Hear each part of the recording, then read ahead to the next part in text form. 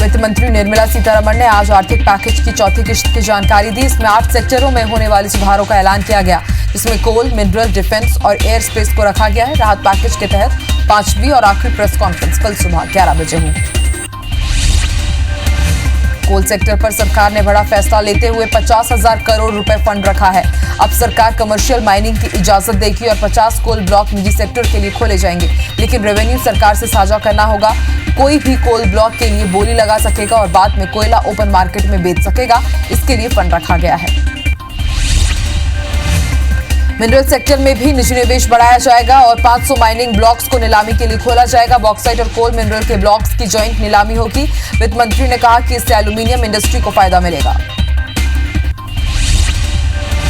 Defence production में भी make in India पर जोर दिया गया है और बड़ा फैसला लेते हुए एफडीआई की सीमा बढ़ाई गई है और इसे 49 से बढ़ाकर 74% कर दिया गया है। साथ ही वित्त मंत्री ने बताया कि कुछ हथियारों की लिस्ट बनाई जाएगी, जिन्हें सिर्फ देश में ही खरीदा जाएगा। एयर स्पेस को भी लेकर बड़ा ऐलान हुआ और बताया गया कि अभी 60% एयर स्पेस ही उपलब्ध है। अब सरकार एयर स्पेस का पूरा इस्तेमाल करने का विचार कर रही है। साथ ही 6 एयरपोर्ट पीपीपी मॉडल के जरिए विकसित होंगे। 12 एयरपोर्ट्स में निजी कंपनियों से निवेश आएगा। इसके अलावा विमानों की मरम्मत भी देश में ही हो, ऐसा प्लान किया जा रहा है। दुनिया भर में 46,54,000 से ज्यादा कोरोना के कुल केस सामने आए हैं। वहीं अब तक 17,74,000 से लोगों ने कोरोना से जंग भी जीती है, लेकिन कुल मौत का आंकड़ा 3,09,000 के पार जा पहुंचा है। दुनिया भर में कोरोना के बढ़ते मामलों में अब रूस का नाम भी शामिल हो गया है। रूस में 2,62,000 से ज्यादा मामलों के साथ विश्व में अब वो तीसरे पायदान पर पहुंच गया। यहाँ 2,000 से ज्यादा मौत हो चुकी है। रूस में 58,000 से ज्यादा लोग ठीक भी हुए हैं। देश भर में अब तक कोरोना से 86,600 से ज्यादा केस सामने आए हैं। वहीं देश में अब तक 31,700 से ज्यादा मरीज ठीक भी हो चुके हैं। देश भर में कोरोना से 2,700 से ज्यादा लोगों की मौत भी हो चुकी है। कोरोना के बढ़ते खतरों के कारण बंद की गई माता वैष्णो देवी की यात्रा प्रशासन फिर से शुरू करने की तैयारी कर रहा है। यात्रा शुरुआती चरणों में सीमित स्तर पर ही चलाए जाने की तैयारी है। फिलहाल यात्रा का आकार और स्वरूप क्या रहेगा, उस पर मंथन चल रहा है। बताया जा रहा है कि रोजाना 5,000 लोगों को यात्रा की अनुमति दी जा सकती है। यूपी के औरैया में 2 ट्रकों की भिड़ंत में 24 मजदूरों की मौत हो गई। ये सड़क हादसा कोतवाली क्षेत्र के मिहौली हाईवे पर हुआ है। लॉकडाउन में फंसे मजदूर दिल्ली से गोरखपुर अपने घर लौट रहे थे। यूपी के सड़क हादसे पर प्रधानमंत्री मोदी ने भी दुख जताया है। पीएम मोदी ने कहा कि सरकार राहत कार्यों में तत्परता से जुटी हुई है। इस हादसे में मारे गए लोगों के परिजनों के प्रति अपनी संवेदना प्रकट करता हूं। साथ ही घायलों की जल्द से जल्द स्वस्थ होने की कामना करता हूं।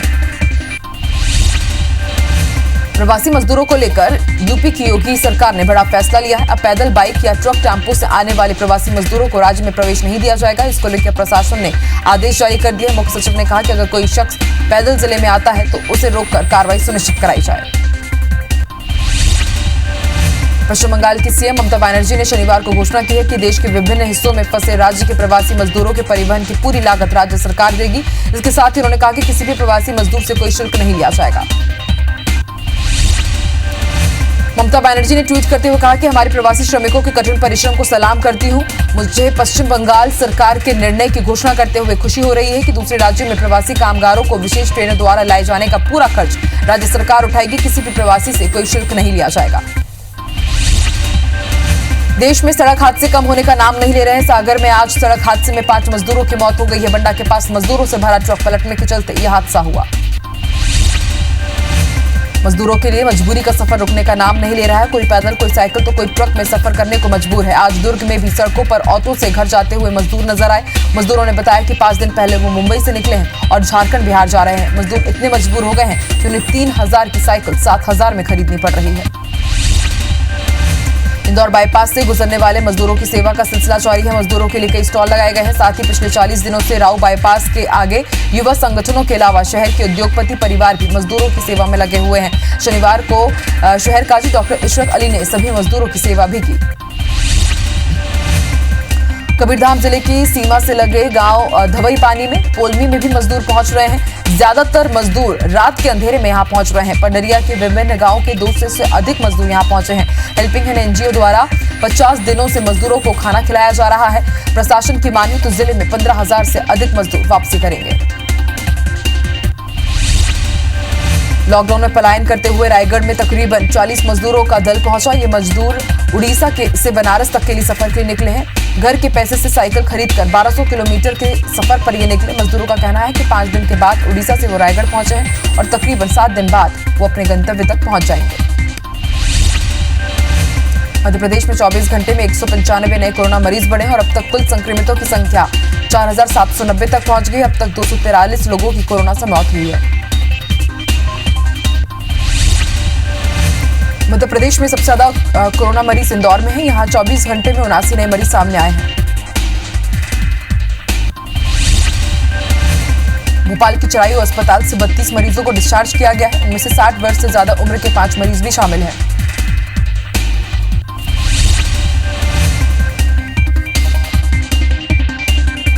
मिला है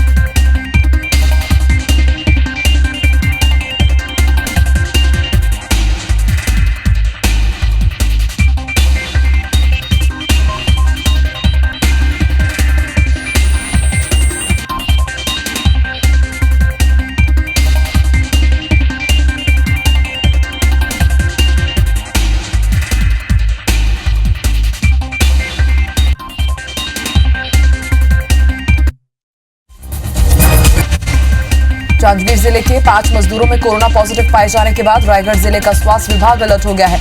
गुजरात से आई श्रमिक स्पेशल ट्रेन में 2 मजदूर सारंगगढ़ ब्लॉक के थे, जिन्हें स्वास्थ्य विभाग ने क्वारंटीन किया है। इन दोनों मजदूरों का संदेह के आधार पर टेस्ट किया गया, हालांकि अब तक इनकी रिपोर्ट नहीं आई है।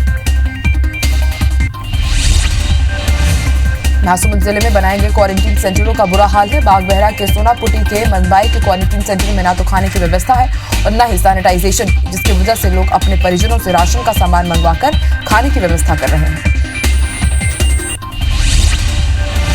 महासमुंद जिले में कोरोना को लेकर 507 एक्टिव सर्विलांस टीम का गठन किया गया है। बागबहरा ब्लॉक में गठित 280 टीमों को इसको लेकर के प्रशिक्षण दिया गया। टीम को संक्रमित मरीज मिलने पर इलाके को कैसे सील करें, लोगों के स्वास्थ्य की जांच कैसे की जाए, इन विषयों की जानकारी मास्टर ट्रेनरों के जरिए दी गई।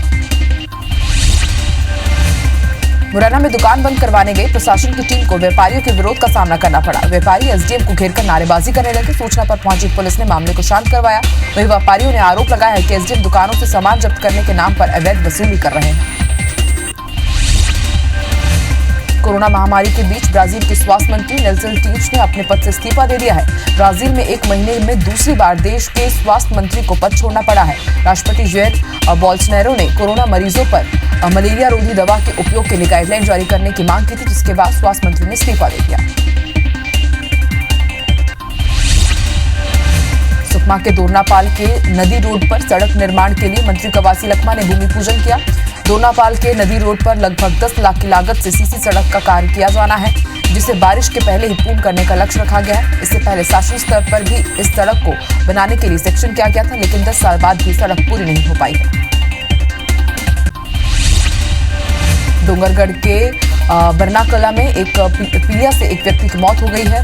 मौत के बाद ग्रामीणों ने गांव के हैंडपंप से पानी पीना बंद कर दिया है। स्वास्थ्य विभाग ने गांव में पीलिया के कारण गंदा पानी पीना बताया। वहीं विभागीय अधिकारी पानी का सैंपल लेकर जांच करने की बात कह रहे हैं। बलरामपुर के राजपुर में सब्जी बाजार को लेकर बीजेपी और कांग्रेस आमने सामने आ गई है। नगर पंचायत में काबिज बीजेपी के पार्षदों ने बैठक कर बाजार को हटाने का प्रस्ताव पारित कर दिया। वहीं इस बात की खबर लगते ही कांग्रेस ने विरोध शुरू कर दिया और एसडीएम से मामले की शिकायत कर दी। इसके बाद एसडीएम ने नगर पंचायत के फैसले को खारिज कर दिया। ग्वालियर वन विभाग इन दिनों सवालों के घेरे में नजर आ रहा है। घाटीगांव अभयारण्य क्षेत्र में पशु पक्षियों की प्यास बुझाने के लिए खोदे गए गड्ढों को लेकर आरोप सामने आ रहे हैं। आरोप है कि अधिकारियों ने कागजों में गड्ढे खोद दिए, जिसके बाद डीएफओ ने इसके जांच के आदेश दिए। भोपाल में पानी को लेकर प्रदर्शन किया गया। लोगों ने हाथों में खाली बाल्टियां लेकर प्रदर्शन किया है। 3 दिन से पानी नहीं मिलने पर ये लोग नाराज बताए जा रहे थे। पानी नहीं मिलने के कारण 150 से अधिक परिवार परेशान हो रहे हैं। इंदौर के राऊ थाना क्षेत्र के झाड़ियों से 3 से 4 दिन की बच्ची मिलने से हड़कंप मच गया है। रहवासियों ने बच्ची को रोते देखा तो झाड़ियों से निकालकर बच्ची को नहलाया और जब तक उसकी देखभाल की, जब तक कि पुलिस नहीं आई। उसके बाद पुलिस ने बच्ची को अपने कब्जे में लिया। वहीं पुलिस मामले की जांच कर रही है। कोरबा में रंगदारी वसूली के मामले में पुलिस ने एक आरोपी को गिरफ्तार किया है। आरोपी का कुछ समय पहले एक ऑडियो भी वायरल हुआ था, जिसमें एक नेता के नाम पर बाल्को में काम करने वाले ठेका कंपनी के मैनेजर पर रंगदारी के लिए दबाव बनाया जा रहा था। मामले में पुलिस ने आरोपी को गिरफ्तार कर कोर्ट में पेश किया, जहां से उसे जेल भेज दिया। धमतरी के अलग अलग स्थानों से मोबाइल छीनकर भागने वाले 2 आरोपियों को पुलिस ने गिरफ्तार किया। पकड़े गए आरोपी रास्ते चलते लोगों से मोबाइल छीनकर फरार हो जाते थे। आरोपियों के खिलाफ अर्जुनी और सिटी कोतवाली थाने में शिकायत दर्ज हुई थी, जिस पर कार्रवाई करते हुए पुलिस ने दोनों आरोपियों को गिरफ्तार कर लिया है। तखतपुर में अज्ञात चोरों ने सेवा सहकारी समिति गिरधौना के उप केंद्र खैरी से 93 कट्टी चावल की चोरी की थी। साथ ही चोरों ने पास में बन रहे निर्माणाधीन मकान के चौखट भी उठा ले गए थे। प्रार्थी की रिपोर्ट पर तखतपुर पुलिस ने मामला दर्ज कर लिया। वहीं पुलिस आरोपियों की तलाश कर रही है। धमतरी जिले के 2 गोदामों में खाद्य विभाग और पुलिस टीम ने दबिश दी। बड़ी मात्रा में लाखों का गुटखा बरामद किया गया है। मौके पर गुटखा बनाने की मशीन भी बरामद की गई है। सरगुजा के सीतापुर थाना क्षेत्र के बिशनपुर में पानी में डूबने से महिला की मौत हो गई। महिला गांव के तालाब में नहाने गई थी। नशे में होने की वजह से महिला तालाब की गहराई में चली गई, जिससे महिला की मौत हो गई। परिजन की सूचना पर सीतापुर पुलिस ने घटनास्थल पर पहुंचे और मृतका के शव को पंचनामे के लिए भेजा है और मामला भी दर्ज कर लिया है। जांजगीर चांपा के एक गांव में गैस सिलेंडर में आग लगने से 3 घरों के सामान जलकर खाक हो गए हैं। गांव के एक घर में गैस सिलेंडर लीक हुआ, जिसके बाद सिलेंडर में आग लगी और देखते ही देखते आग ने आसपास के 2 घरों को भी अपनी चपेट में ले लिया। आग की सूचना पर पहुंची फायर ब्रिगेड की गाड़ी ने आग पर काबू पाया। शाजापुर में तेज बारिश और हवा के बाद नई सड़क स्थित ट्रांसफार्मर में आग लग गई। आग लगने से पूरे क्षेत्र की बिजली चली गई। रहवासियों ने इसकी शिकायत बिजली विभाग से की, लेकिन घंटों बीत जाने के बाद भी बिजली विभाग के कर्मचारी मौके पर नहीं पहुंचे। वहीं एहतियात के तौर पर पुलिस के जवानों ने रास्ता बंद कर दिया है। मध्य प्रदेश में मानसून आने का अनुमान 7 दिन और बढ़ गया है। भोपाल में मानसून अब 13 जून की जगह 20 जून तक पहुंचेगा। मानसून के पहुंचने से भले ही अभी महीने भर का समय हो, लेकिन मध्य प्रदेश के कई शहरों में कुछ दिन से बादल छाए हुए हैं। मौसम विज्ञान केंद्र ने मध्य प्रदेश में इस बार मानसून अक्टूबर के प्रथम सप्ताह तक आने का अनुमान बताया है। ग्वालियर के जीवाजी विश्वविद्यालय में 3 दिवसीय वेबिनार का आयोजन किया गया। कार्यक्रम में कोरोना वायरस के संक्रमण से बचने के लिए दुनिया के अलग अलग देशों में किस तरह से दवाई विकसित की जा रही है और मरीजों को कैसे उपचारित किया जा रहा है, उसकी जानकारी साझा की गई। वेबिनार में अलग अलग देशों के विशेषज्ञ शामिल हुए। मनेंद्रगढ़ में बीजेपी महिला मोर्चा के कार्यकर्ताओं ने कोरोना योद्धाओं का सम्मान किया। महिलाओं ने अस्पताल, थाना और बिजली ऑफिस के परिसर में जाकर वहां मौजूद अधिकारियों और कर्मचारियों का सम्मान किया। इस दौरान कार्यकर्ताओं ने सभी की आरती उतारी और फूल बरसाकर उनका स्वागत भी किया।